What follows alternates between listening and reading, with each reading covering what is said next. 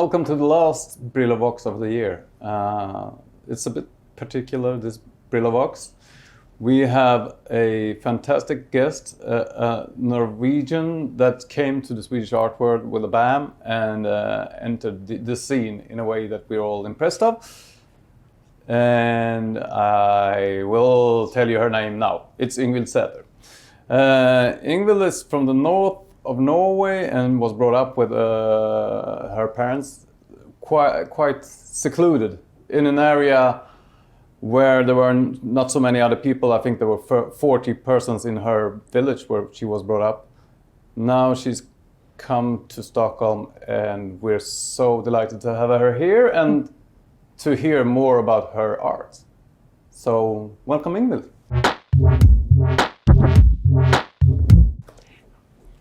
Thank you. So my name is Yngvild. I'm Norwegian, but I live here in Stockholm. And I'm gonna mainly talk about like my recent artistic practice, like after 2017, which is like basically the work I do that's based on a death experience. So when I talk about death and everything, it's a very like tough and hard subject for many, I know.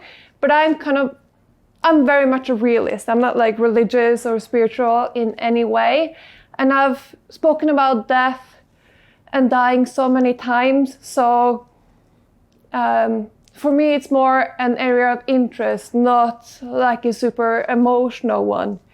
So keep that in mind while I use the word death and dying in this talk, because I am going to say it a lot.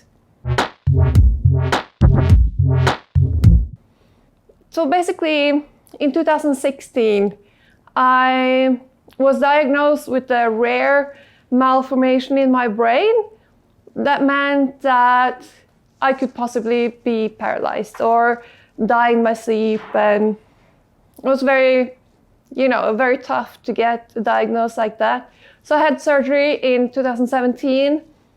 And while on the operating table, something went wrong and I lost a lot of blood and I was dead for a couple of minutes.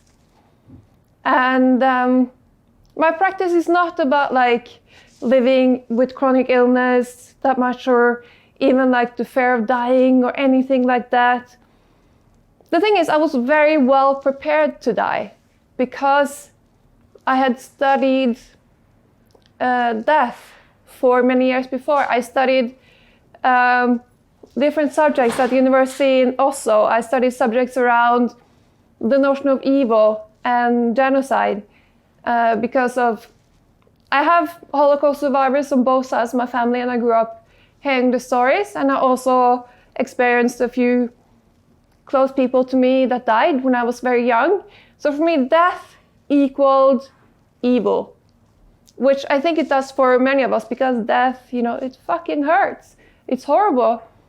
But when I died, it was the most epic experience a human being can ever have. Like, I don't have kids, but it was like, it's very hard to explain, because it's like when you have a very vivid dream and you wake up and you try to tell people what you feel is like something happened to you that was the most important thing that happened to you, and now you know the answers to all the questions that the universe has. But in fact, when you tell people, it's like, yeah, so there was this elephant and he had this orange and he was on the boat. It doesn't make sense. And it's kind of the same way when talking about the death experience, because it's basically like you have this thing in your brain that when you die, all the synapses start to fire wildly, and you have like this massive injection of endorphins and DMT and all this kind of stuff. Like, I didn't know that when I actually died, but because I worked as a journalist and I studied like social sciences for many years at university, I went like full on into like research mode. I needed to know like what exactly happened. And I did a lot of research, but I couldn't get the sense of like pure joy pure safety. I couldn't get the feelings that the death gave me like out of my body. It was like a very physical experience. It was the most joyous, the most harmonic, the most fantastic thing I think a human can experience. And I couldn't get that feeling or the shapes I saw out of my head.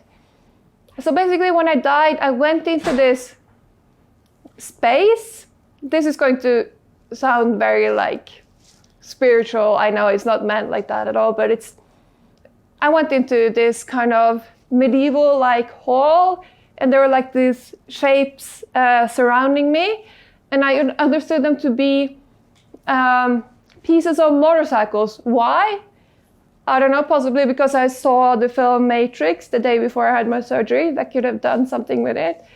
But I saw these like perfectly symmetrical shapes. And that's what like my entire artistic practice has relied on after this experience, to kind of replicate the shapes I saw in my death experience. And it's also, my work is also very infused with aesthetics and materials from cultures that I felt very safe in. Like when I was very young, I started to travel alone in many big cities, and I come from a village with a population of 40 people, so you know, seeing a strange car was an event for me in my childhood.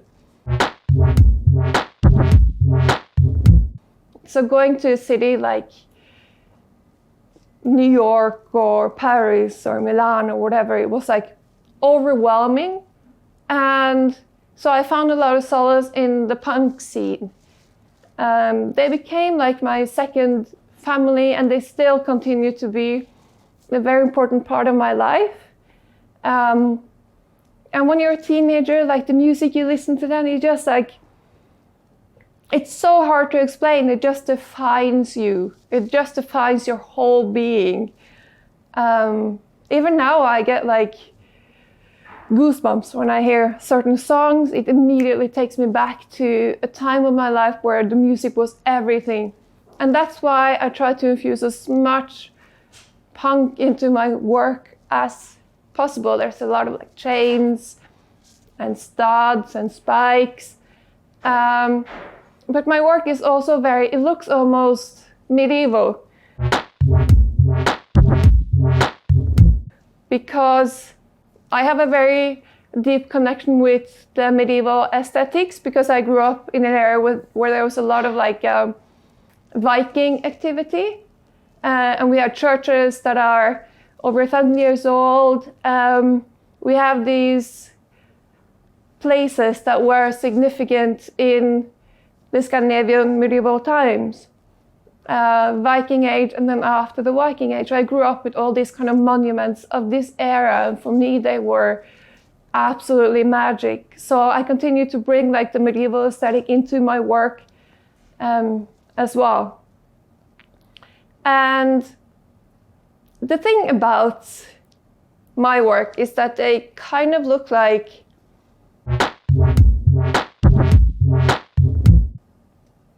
an ancient shape.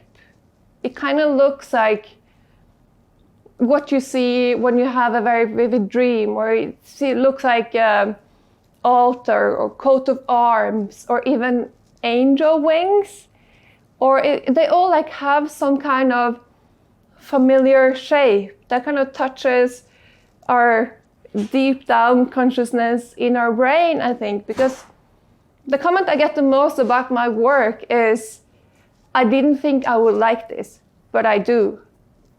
People from children to very old people look at my work and they recognize something, which I think is very magic. When you think about these shapes came from my subconscious when I was dying, and now it some kind of magically relates to people, you know, in all ages, from all backgrounds. There's something super magic about that. And I've spoken to a lot of other people who had near-death experience or death experiences, and for me, it explains a lot. I never had a religion. I've never been spiritual in any way, but we all saw basically the same thing, or we had the same feeling of being safe or being completely happy. But the main thing is that death is completely symmetrical. I have not spoken to a single person who said that they saw non-symmetrical shapes. They all saw the same symmetry. And it's kind of the symmetry that you can see in angel wings. And so that might explain like where the notion of angels came from. And the thing is, you can have a fantastic death experience like I had, or you can have a very scary one where it turns the other way and it becomes kind of like a very immersive nightmare. And I think that can also explain the notion of heaven and hell. So I think a lot of religion can be explained by dying, basically. And I started reading about this theory that a lot of saints and a lot of important religious figures came to kind of speak to God after what can be interpreted as a near-death experience, like Joan of Arc having an epilepsy attack, and after God spoke to her. There are so many examples of it, like Jesus dying and then coming back. It's all like religion is somehow very, very closely tied up to death, which is super interesting in itself. So my shapes are kind of, I think the shapes that I made are kind of talismans. There's something very like tough and hardcore, but also very protective about it. And one beautiful thing is that most of the works that I sold that are like almost like angel wings, they all, when people buy them, when private collectors buy them, they almost always end up being hung over their beds. Like I had the father hang this piece over his small child's bed. And there's something very like that connects with some kind of safety, protection. And for me, that's the most beautiful thing about making this work. It's kind of like every time someone buys my work, it kind of feels like I'm casting a spell of protection over their homes or something like that. You know, it really feels like that. And yeah, I think that's a very important part of my work. In later years, I also had to start reckoning with, you know, I am an artist, I am a person that lives with chronic illness, and it's been important for me to kind of get to know my body again. And that's why I started doing more like skeletal, organic shapes. It's kind of a way to start communicating with my body again, to recognize it, like to almost make works that glorifies it or puts it on display, you know, that they might look a little bit like scary, but they also feel very protective and very loving in some way as well. And the way I make like this very skeletal work is, there's a lot of different processes that I use, but the basic shape is made by using a very, very light clay that's made for children, basically. And it allows me to work very, very fast and very intuitive. Because the thing was, after my surgery, I lost my voice for 8 months. So I had to start communicating and start doing things that didn't necessarily, I couldn't speak, so I had to find other ways of communicating, basically. And that led to me making work very, very intuitive, almost like a stream of consciousness type of making, because I didn't have to speak, I didn't have to think about what I was going to say. And so it kind of went, there was a direct line between my subconscious and my hands, basically. And that's kind of the technique I've utilized to kind of interpret the signals that my body is sending and the work that my hands do. They're all like connected on some deeper level. And I know you must be thinking she must be very religious or spiritual, but I'm not, I promise you. That's kind of a little bit about my work. This year I also started, like, ever since like 2 years ago, I could work full-time as an artist for the first time, which was a huge moment for me because I always had extra jobs and stuff like that, and I always thought that the art business was deeply illogical in some way. Like, you take these people who work as artists, and when I say artists, I mean everyone that does something creative. We are basically like working with our souls, with our hearts. Like, there's so much of us in what we do, and then we have to like rip out our soul or our heart and put it on display to be judged. And we are a huge group of people who all have to enter into this like Hunger Games like system where most of us will never have an income of art, and a very few of us will be millionaires, you know? It just doesn't feel like a very good environment for emotional people to be in. And that's our work, that's our job, to be emotionally connected to what we do. And I struggled a lot with that. Like, I remember a couple of weeks after my surgery, I was still in hospital, and I had this nasty infection, and my body was starting to shut down. And that day, I got 10 rejections on applications that I did. And that was the day that I decided to try to distance myself a bit from the rejection, to just get used to it, you know, because it's such a big part of being an artist. You send all these applications, and if you're lucky, you get 1 out of 10 maybe. And it really does something to you. Like, it truly like beats you down.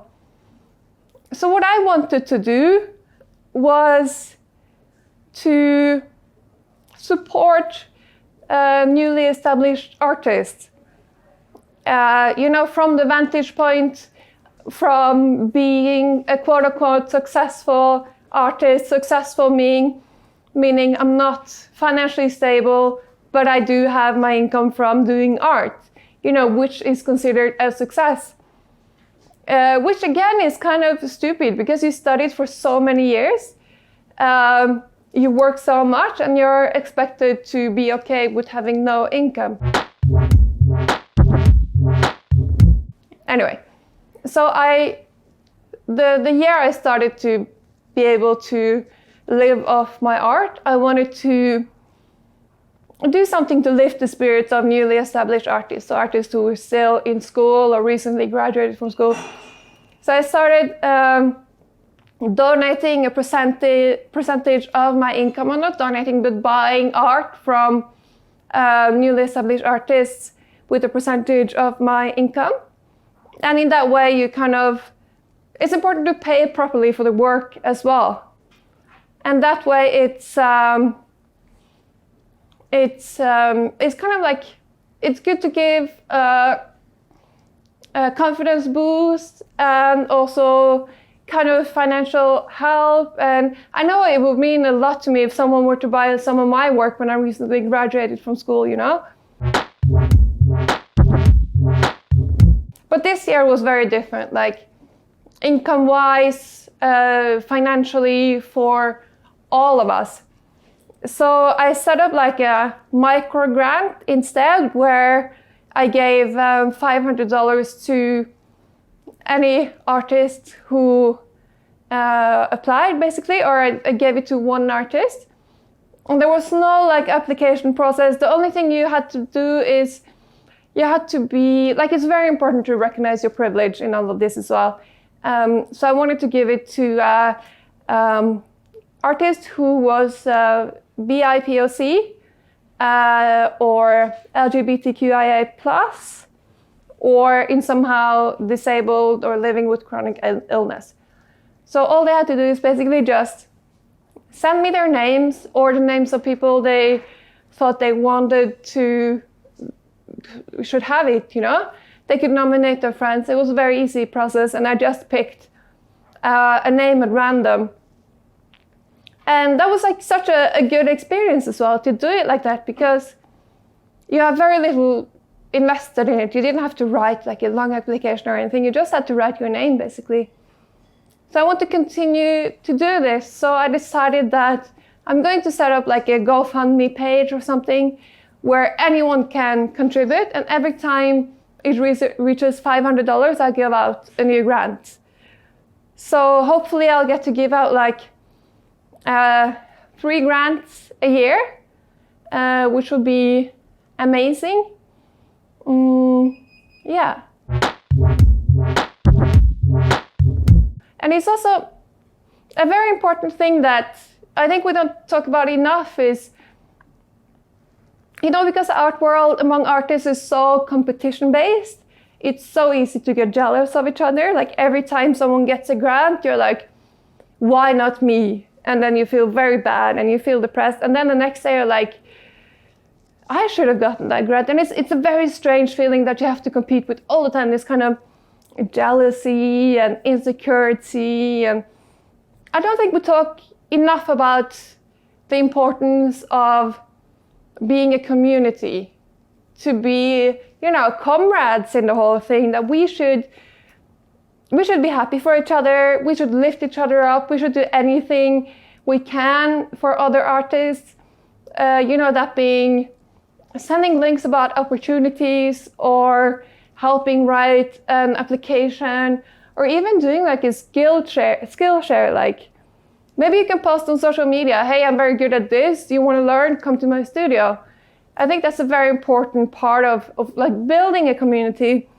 And this is not something I have invented on my own. This I learned because established artists showed me that this was the way when I was younger and very insecure. I had a couple of established artists really talk to me about this stuff and kind of just like revolutionize the way I think about being an artist. Like it's not like a dog-eat-dog world. It should be like dog holding hands world, you know? And I think that's very important. And there are tiny things you can do as well. You can do studio visits, you can just teach another artist the way to do things. And you as a collector, you can buy from newly established artists. You can look out for any graduates that you think have promise. And it is such like a win-win situation, because if you buy a work from a newly established artist, you're probably going to get like a good price, but you have to pay a fair price, of course. But then if that artist like becomes successful or whatever, you'll have a massive return on your investment. But also the person you buy the work from is going to have a better income, you know, better confidence. It is such like a win-win situation, so why not? You know, I think more collectors should seek out and buy with their heart, not just like thinking of investments. And you as an artist, you can contribute. I mean, the biggest thing you can do, basically, which is a rule that I learned when I was newly established, is that every time you have a studio visit, or you're networking, or have a conversation with someone that's, you know, quote unquote important in the business, you should name drop 2 other artists that you think deserve more visibility. Like if everyone who just like name drop artists they like and think deserve more visibility, you know, we would have a lot more names kind of in the making money of art kind of genre, instead of being this kind of, this notion of this being this like poor, depressed artist sitting alone in his studio. It's so like 1800. It has no place in today's world at all. We shouldn't expect artists to be destitute and happy with it and, giving everything to their art. This is actually a job. This is a profession. We should get paid, So I guess that's the end of my talk. I'll open for some questions afterwards, but first, I would love to name drop 2 artists I think you should know about. The one is Andreas Sandberg. He's a Swedish artist who lives in Stockholm now. And he is just like, if you like medieval things, he's your guy. Like, he's the master of making work with chainmail, with wood carving. You will love him. If you like my work, you'll love him. And the second artist is Josefin Östberg Olsson. She lives in Gothenburg. She's this very unique artist. She's actually in Scandinavia, we have this very vibrant cruiser car culture. It's called raggare in Swedish, rånare in Norwegian. And she drives this old Dodge car that's kind of lowered to the ground, and she does drag races. Her studio is in a big garage, and she does work that's very kind of eloquent and elegant surrounding the car culture. So she does everything from huge letters that lights up to making work with car covers or making kind of abstract paintings with fluids from a car. She's very exciting. She's one of my favorite artists, and I definitely think you should know about her too.